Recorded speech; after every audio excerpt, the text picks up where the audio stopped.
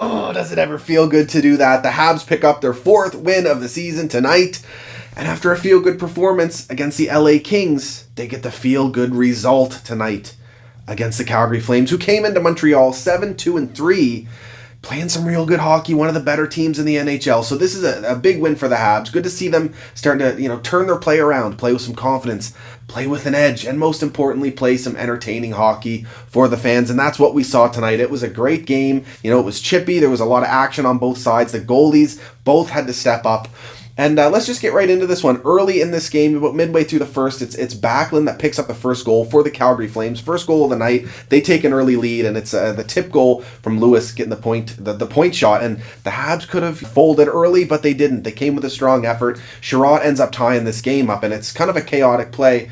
He shoots the puck initially, it rims around the boards to Hoffman. He then fires it back towards the net. Some chaos, the puck's in the air. Sherratt ends up pinching in and finishing the play, assisted by Toffoli and Suzuki. And he's just increasing his trade value, continuing to score some goals here. And I know as of late we've been ragging on the slow shutdown defensemen. And it's granted, the Habs have too many of them. But individually, Ben Sherratt has been a strong piece for this Canadiens team. We know what he brought in the playoffs for us. And he is, a great skater for a guy his size and a good goal scorer. As much as the Habs have, big shutdown D, they can score goals, and he's doing that there. And I think he'd be a great piece for any playoff team. And so good to see his trade value going up here. And I've also enjoyed his time in Montreal.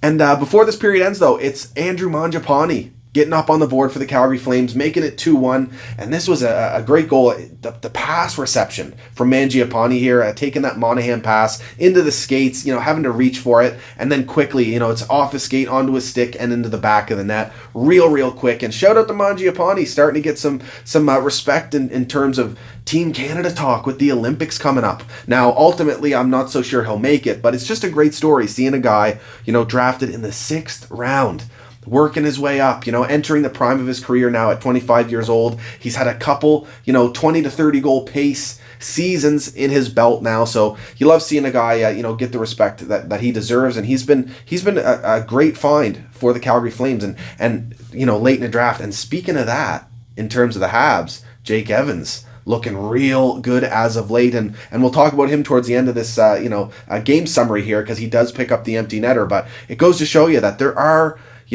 strong players to be had late in drafts, and all credit where it's due to the players who take the long route to the NHL and are slow developers like the Andrew Mangiapane, like the Jake Evans. Anyway, we go into the second period, and there's just one goal scored in this period. Both goalies put on a bit of a show here. Lots of action back and forth, some big saves. And what I'll say about Jake Allen is, there was a lot of traffic in front of him. He was just really positionally sound tonight in the net. Just a stud for us back there. And we needed him as much as the Habs played well in front of him. They needed him tonight, and he was there. But it's Brendan Gallagher who picks up the only goal in the second period, and it's on the power play. And it's lovely to see this power play start to move the puck efficiently. They got the wide triangle going on this particular play here, and Chris Weidman has been a standout for a significant amount of time now on the power play, quarterbacking it. But him and Hoffman are developing some serious chemistry, just generating some really good chances. The confidence, they got their chest facing the slot area at all times, so they're consistently a threat. Nick Suzuki has stood out on the power play quite a bit as well as of late. But so it's Weidman who eventually gets this point shot, and Gallagher's just doing his thing in front of the net, and he scores a goal, bangs it past Jacob Markstrom. And then we see Goodbranson with the absolute just pointless hit, and it leads to a hilarious scrum. Goodbranson gets Gallagher after the goal goes in, and I just love seeing teams frustrated with Gallagher just doing his thing in his office. And but Toffoli sticks up for his teammate, comes right behind, the big cross-check on Goodbranson, puts him down, and it leads to a bit of a scrum. We got Suzuki tied up, and I just love seeing that stuff. I absolutely love the game of hockey, and it's entertaining to watch. Again, like I said, this team is giving us something to watch, and shout out again to Michael Pezzetta, laying some big hits tonight, and just getting the team engaged. It's been night and day ever since he's come to this roster, and also, two good performances after Carey Price is now back around the team again.